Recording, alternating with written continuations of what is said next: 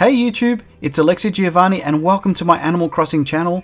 Join me as I visit my very first treasure island, which in this video will cover off what a treasure island is, how you can get to them, what you should and shouldn't do whilst you're on one. We hope you've enjoyed your flight with Dodo Airlines and look forward to flying with you again soon. Hey guys, great to see you back. Today I'm in for a treat and to extend the experience with you. As you might have seen in the flyover, this island is absolutely filled to the brim with goodies. So many so that even with a full 40 spots available in your pocket, you'll definitely want to come back and fill them over and over again. Disclaimer here though is that I've been very true to the Animal Crossing experience, so much so I'm still yet to time travel and have avoided going to any of these treasure islands. I have though decided to make that exception for you today. As you can imagine, the number of DIYs you can collect, all the materials, items with all the color variants that you can get in Animal Crossing New Horizons can be very intimidating. Treasure islands are hosted by certain individuals on switches that have been modded or modified to allow you to change the way the game operates and island behaves. This island here today has a select theme of all villager photos, all KK songs, mums items, Sahara's floorings, wallpapers, rugs, umbrellas, seasonal frozen and festive, along with Celeste plus more. At times as I was roaming around this island, I really felt like I was in a shopping centre. The only thing that was lacking was having a trolley to put all my stuff into. Having said that, there are some rules and etiquette that you must follow when you visit a treasure island. One is it's usually timed so that as many people can get through the process as possible. This particular island had a limit of 10 minutes, so you were strongly encouraged to leave when it got to the 10-minute mark, and the host would end it quite ruthlessly to your time and would exit for everyone playing the game as well. One of the things you'll notice here is that the island itself is actually maxed out to the absolute sea.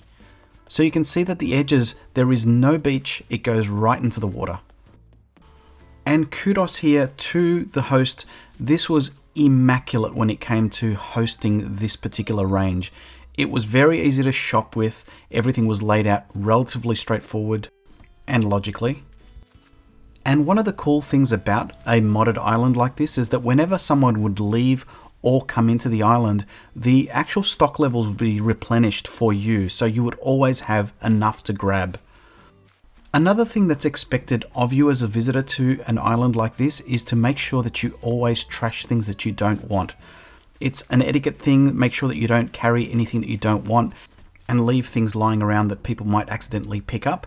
And the other thing is as well as it's expected that you do not catalog things, so you can't pick things up to put them into your inventory so that you can order again later. What you find and want, pick it up and take it home.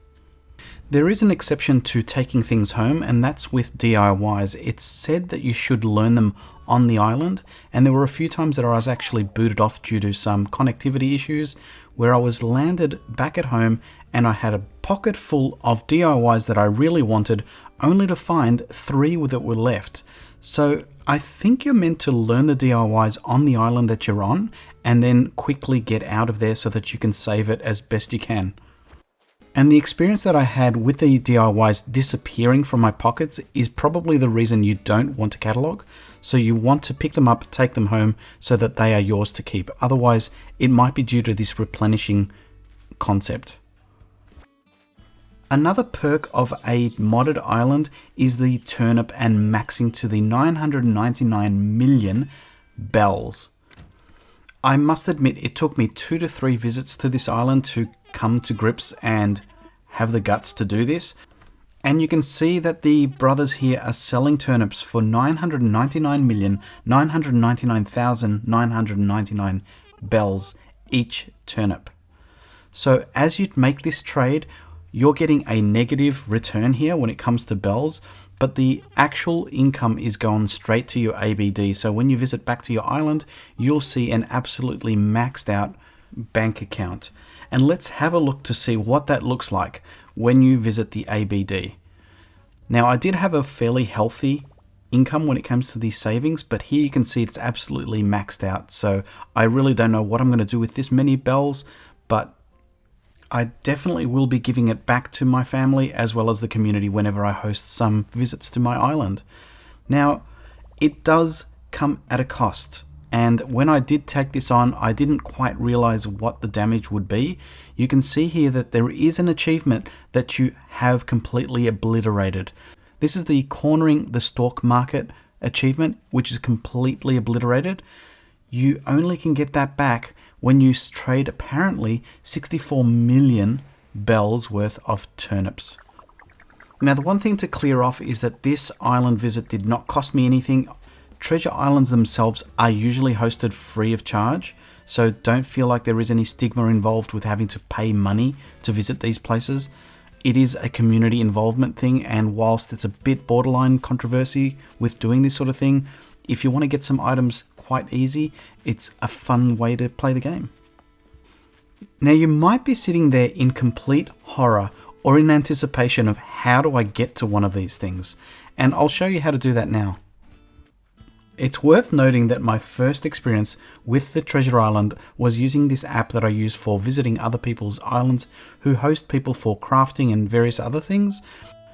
The alternative to that is to visit Twitch and search for a term such as Treasure Islands, which would show you which channels are live at this particular point, which are highlighted with the banner of live.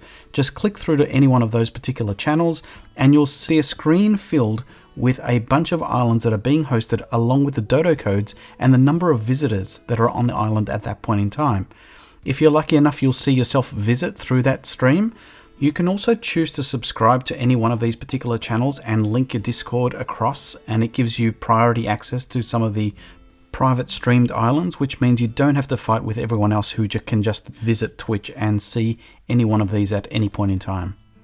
And as mentioned before, you also get a selection of different themed islands. In this case, what you can see on screen, you can see some DIYs, some festival, and some jackpot one, which gives you random goodies.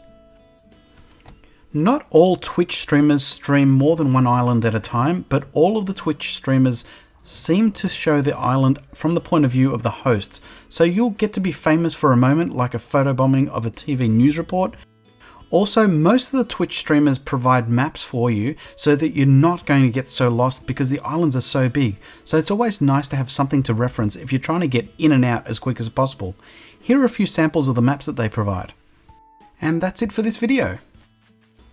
Give this video a like if you did enjoy it. Don't forget to subscribe if you haven't already, if you want to see more content such as this. If you did miss a recent video of mine where I had my talented family and friends play a virtual performance of the Animal Crossing New Horizons theme, Welcome Horizons, I highly recommend you check that one out. And feel free to share that one as well. And the other video to check out is the party games that you can play with anyone else that you know who's got this awesome game, New Horizons. So this is Alexi Giovanni signing off, and until next time, see ya!